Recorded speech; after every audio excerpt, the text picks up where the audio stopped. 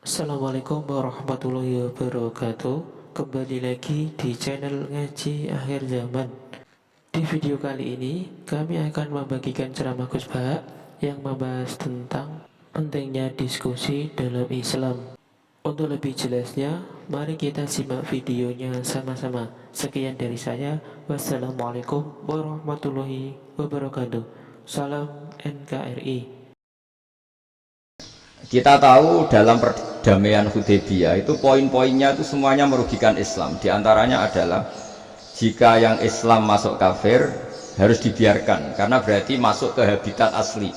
Karena Nabi sebelum jadi Nabi komunitas pokok itu kafir, sehingga kalau Islam masuk kafir kembali ke habitat.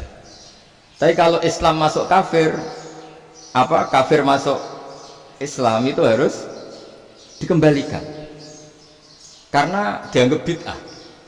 Maka kalau kamu dituduh bid'ah itu tenang saja dulu, Nabi itu ya dituduh ji'ta bidinin muhdas, kamu datang dengan agama yang baru. Cuma agak diteruskan wa kullu muhdasatin bid'ah wa kullu bid'atin dalalah. Jadi orang-orang kafir dulu kalau ngomentari Nabi ya ji'ta bidinin muhdas, kamu datang dengan agama yang baru. Nabi nurut. Semua perjanjian yang merugikan Islam itu Nabi nurut. Tapi Nabi hanya minta satu hal, jangan ada perang 10 tahun. Dan orang boleh seminar, boleh diskusi tentang Islam. Ya ini dengerin betul ini. Jadi saya tidak akan provokatif, ini pakai logika. Nanti bisa dipakai disertasi doktor. Tapi saya minta orang boleh diskusi, boleh seminar tentang Islam. Akhirnya saat itu juga ada orang yang masuk Islam. Di depan tulisan itu belum kering istilahnya. Datang ke situ namanya Abu Jandal bin Suhail bin Amr. Itu datang ke Nabi, ya Rasulullah saya ini mau masuk Islam. Kata orang-orang kafir, ini pertama Muhammad kamu komitmen enggak sama perjanjian. Kalau kamu komitmen harus kamu kembalikan.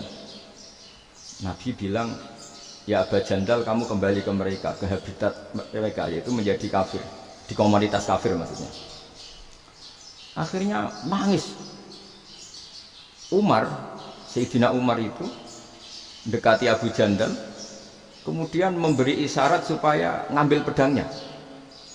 Jadi isyaratnya wong ini baca orang wis. Maksudnya orang-orang kafir. Tapi Abu Jandal nggak mau. Singkat cerita akhirnya kembali ke komunitas kafir. Tapi yang dikatakan Imam Zuhri cara analisis ini nggak bisa pakai provokatif, harus pakai analisis. Innama kanal qitalu haitsul taqon nasu. Yang namanya perang itu menjadikan orang tidak berpikir jernih. Ini poin yang diambil oleh Rasulullah. Kalau dibahasakan Nabi curi kesempatan, maksud Nabi dikatakan mencuri, meskipun itu hanya bahasa ya.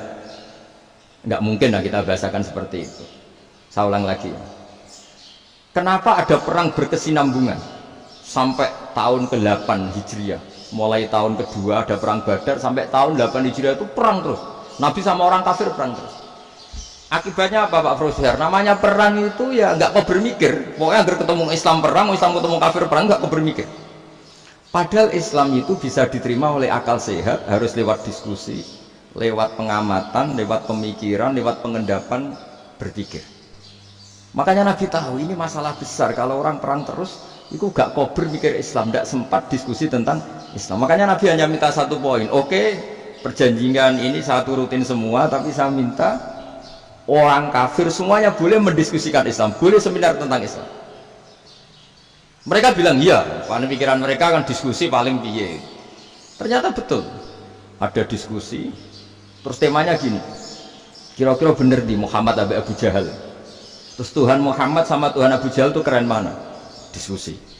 Tuhan Muhammad itu khaliqus samawati wal ardi, yang menciptakan langit bumi. Sebagaimana kampanyenya Muhammad. Ya mereka masih jangkar bilang Muhammad. Kalau Tuhan kita, ya berhala itu yang kita bikin, yang kadang rusak, yang kadang kudanan, terus lemutan, pokoknya itu diskusi. Kita kok bener pengirannya Muhammad. Terus Muhammad Abu Jahal. Mulai dhisik Muhammad itu ora tau bodoh nih. Mulai dulu Muhammad itu gak pernah bohong. Abu Jahal, waduh, wis bodoh nih ngongkonan. Wis ribet kan? Dan semua diskusi itu mengarah ke kebenaran Islam. Wah, akhirnya wong kafir sing tokoh-tokohe cara Jawa wah semane jebule masalah ini kan. Artinya gini, kalau kita ingin Indonesia damai, sebenarnya yang untung itu Islam. Karena Tuhan yang menciptakan langit dan bumi tentu nggak akan diperbandingkan atau akan dikalahkan oleh Tuhan yang lahirnya saja sudah di bumi. Misalnya kita menjual Tuhan Allah, siapa itu yang menciptakan langit bumi, yang ada sebelum langit bumi? Bandingkan dengan Tuhan yang lahirnya di bumi, ada tanggal lahirnya, ada aktenya, kan sudah ribet kan? Begitu juga kalau memperbandingkan tokoh, Muhammad itu siapa? Tokoh yang bisa menyatukan pan-Arabik, tokoh yang begini-begini, yang sayang istri, sayang keluarga, dibandingkan dengan tokoh Abu Jahal, Abu Lahab yang corong Jawa penggaweannya yang ngerugikan orang lain. Akhirnya orang itu mulai tertarik sama Islam. Makanya kata Az-Zuhri pakai bahasa dulu, falam yaklim ahadun bil Islam. Tapi kalau sekarang yang populer itu bahasa yatakallam. Sebenarnya yang benar itu bahasa kalimah yaklimu kalaman, karena masdarnya itu kalam, berarti sulasi nopo mujarrad. Tapi di fi'ilnya itu mujarradnya enggak kelaku. Jadi di fi'ilnya takallama yatakallamu, tapi untuk masdarnya yang kelaku kalaman. Jadi ini agak unik, agak enggak lazim. Mestinya kan takallama yatakallamu takalluman, tapi di masdarnya kalam populer, tapi di fi'ilnya tidak populer. Saya teruskan ya, ini penting sekali. Jadi menjual Islam, kalau boleh dibahasakan menjual, itu tetap enak dalam kondisi damai. Karena kalau kita perang, itu bawaannya kalau ketemu ya perang, kalau ketemu perang, sehingga orang itu rakober diskusi loh, saat benernya Islam sampai kafir itu bener di. Karena tidak kober diskusi, tidak sempat diskusi, orang yang milih yang kafir. Karena yang mayoritas yang kuat, sementara Islam zaman itu lemah. Nah, Nabi itu yang diminta hudnah, yang penting kita damai. Terus orang boleh mendiskusikan benar mana kita dan mereka. Ya setelah diskusi ya tadi kan nggak mungkin Allah yang begitu keren hebat pencipta langit bumi dibandingkan berhala yang mengurus dirinya sendiri saja tidak bisa. Walhasil terus orang mulai tertarik sama Islam dan aturannya nggak boleh dilarang diskusi. Nah makanya saya pernah ditanya beberapa profesor di Jogja, Gus, suatu saat kalau kampus paling keren di Jogja ini ada Islamic Studies, kemudian pengajarnya dari berbagai agama, ini riskan nggak bagi Islam?